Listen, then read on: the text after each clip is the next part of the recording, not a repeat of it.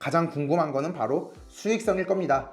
저희가 이제 분석했는 주요 가정에 따르면은 트렌디한 객실의 평균 단가는 약 33만원, 수수료 등을 제외하면 실제 객실당 매출은 약 25만 8천원으로 예상됩니다.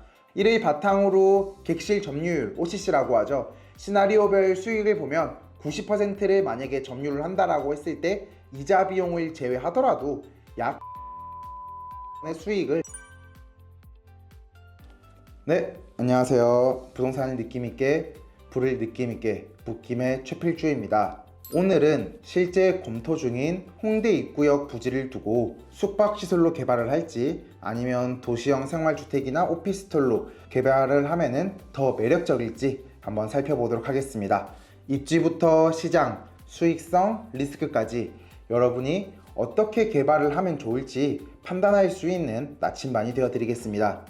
자, 그러면은 이 땅이 가진 기본적인 힘, 바로 입지부터 살펴보겠습니다. 영상에서 보는 것처럼 서울시 서대문구 창천동 373번지는 홍대 입구역에서 그야말로 정말 엎어지면 코다할 거리죠. 100m 내로 가까이 인접해 있습니다. 공항철도, 지하철 2호선이 공존을 하고 있고 외국인 관광객들이 정말 많은 것들을 저희가 볼 수 있었습니다. 물론 국내 방문객들한테도 홍대 입구역, 이태원, 강남 이 세 군데는 가장 자주 놀러가는 그런 관광지라고 할 수가 있습니다. 현장에 직접 나와 보니까 K컬처, 길거리와 버스킹이라든지 다양한 먹거리 이런 것들이 24시간 활기가 넘친다라는 것을 볼 수가 있었습니다. 또 다른 지하철역과 조금 달랐던 점 중에 하나는 뭐냐, ATM기, 환전 ATM기가 많다라는 것이 조금 더 이색적이긴 했습니다. 공항철도를 타고 꽤나 많은 사람들이 큰 캐리어를 들고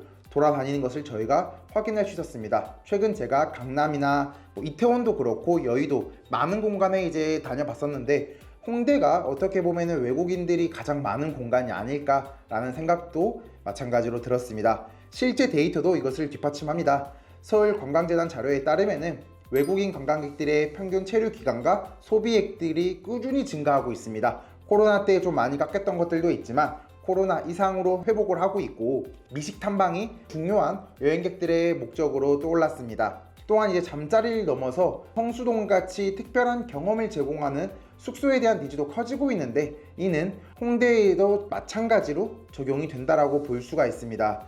그래서 저희도 사실 다인실 숙박시설이나 게스트하우스, 캡슐 이렇게 숙박시설로 좀 더 많은 고민을 해봤어요. 특히나 이제 에어비앤비가 또 사라지죠.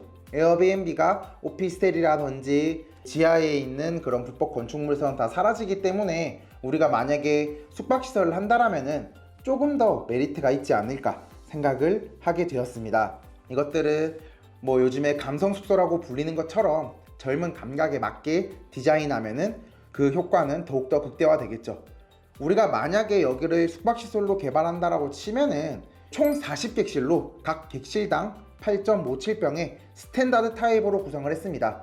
맨 처음에는 저희가 충무로나 이런 데 있는 것처럼 다인실로 해서 사람들을 받으면 어떨까라는 생각을 많이 했습니다. 하지만 내국인 관광객도 많고 젊은 감각이 필요하다는 것 때문에 효율적이면서 감각적으로 이제 디자인을 해서 꾸미기로 결정을 했습니다. 이렇게 했을 때 가장 궁금한 거는 바로 수익성일 겁니다. 저희가 이제 분석했는 주요 가정에 따르면은 트렌디한 객실의 평균 단가는 약 33만원, 수수료 등을 제외하면 실제 객실당 매출은 약 25만 8천원으로 예상됩니다. 월 고정 지출은 인건비, 공과금 등을 포함해서 약 4,200만원 수준으로 분석이 되었고 이를 바탕으로 객실 점유율, OCC라고 하죠. 시나리오별 수익을 보면 90%를 만약에 점유를 한다라고 했을 때 이자 비용을 제외하더라도 약 18억 2,500만원의 수익을 거둘 수 있다는 것을 파악할 수가 있었습니다. 이것은 자기 자본 대비 무려 32%라는 높은 수익률입니다. 총 투자비는 약 208억 원으로 이 중에서 이제 대출을 제외하고 자기 자본은 약 30% 수준인 60억이 될 것으로 예상하고 있습니다. 아무래도 숙박시설 같은 경우에는 인테리어 공사비가 더 많이 들기 때문에 자기 자본이 조금 더 많이 필요할 수가 있겠습니다. 물론 이제 높은 수익 기대치만큼 운영의 전문성이 필요하죠. 그래서 저희도 여기를 누가 운영을 해줄 것이냐, 그렇게 해서 직접 운영을 할 거냐, 아니면은 확약 임차를 받을 것이냐, 혹은 매출액을 쉐어하는 식으로 갈 거냐, 확정적인 월세를 받을 것이냐 등에 대해서 많은 고민을 하고 있습니다. 두 번째로 이제 검토할 옵션은 사실 원래 시행사가 처음부터 검토하던 옵션이었어요.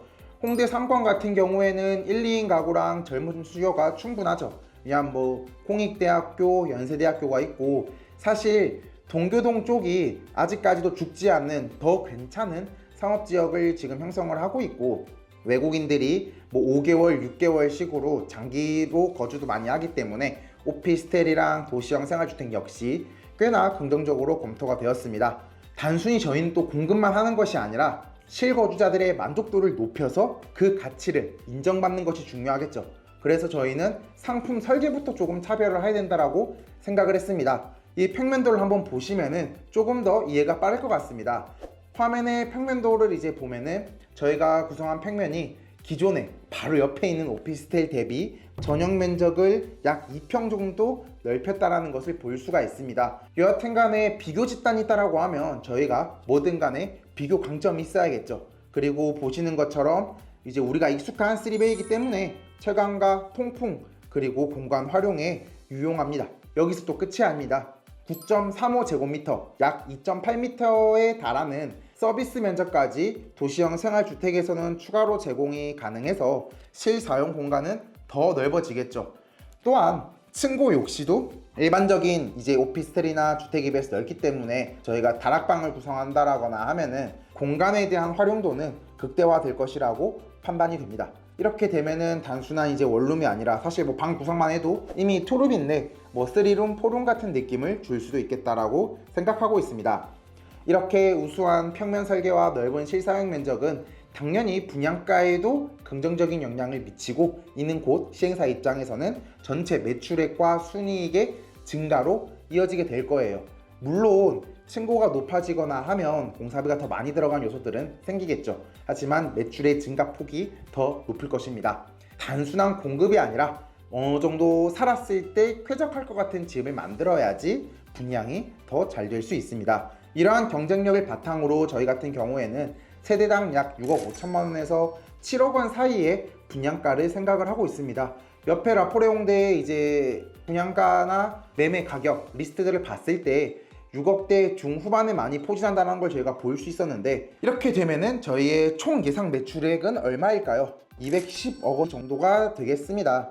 여기에서 토지비랑 건축비 같은 지출은 175억에 할당이 되는데, 이렇게 되면은 약 순이익은 210억 빼기 175억을 해서 35억 정도가 된다라고 볼 수가 있습니다.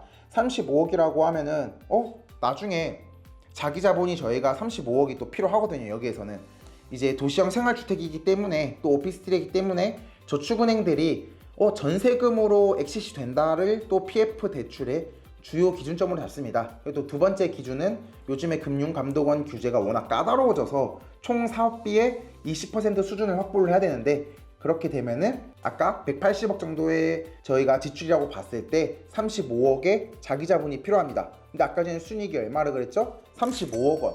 일반적으로 저희가 시행에서는 약 400%에서 500% 정도의 시행이익을 기대합니다. 근데 그런 것들은 4년에서 5년이 걸리는 아파트 사업인 경우들이 많죠. 오피스텔 사업도 물론 비슷할 수 있지만 대형 오피스텔 사업 역시 2년에서 3년 정도의 시간이 걸린다라고 볼 수가 있습니다. 하지만 1년 만에 저희가 이 사업을 마무리하게 된다라고 하면은 1+1 100%의 수익이더라도 3년 동안 3번을 하면은 300%, 4년 동안 하면은 400%, 거기다가 더 좋은 거는 복리라는 점이겠죠. 그 다음에 기간이 짧기 때문에 아무래도 대형 사업보다는 리스크가 좀 더 적을 것으로 판단이 됩니다. 요즘같이 경기가 어렵고 부동산 PF 기조가 더 보수적으로 바뀔 때는 오히려 이렇게 소규모 사업장이 더 안전하면서도 고수익을 볼 수 있는 좋은 사업장이라고 생각을 할 수도 있습니다. 제 주변 사람들 같은 경우에도 그러면 내가 미리 투자를 조금 하는데 나중에 나는 그냥 대물로 가져갈게 라고 하시는 분들도 있어요. 뭐 내 자녀가 운 좋아서 홍대나 연대에 가게 되면은 자취방으로 쓰게 해도 되고, 뭐 그게 아니더라도 주변에 월세가 210에서 220 정도라고 하면 25평짜리 아파트랑 비슷한 거 아니야?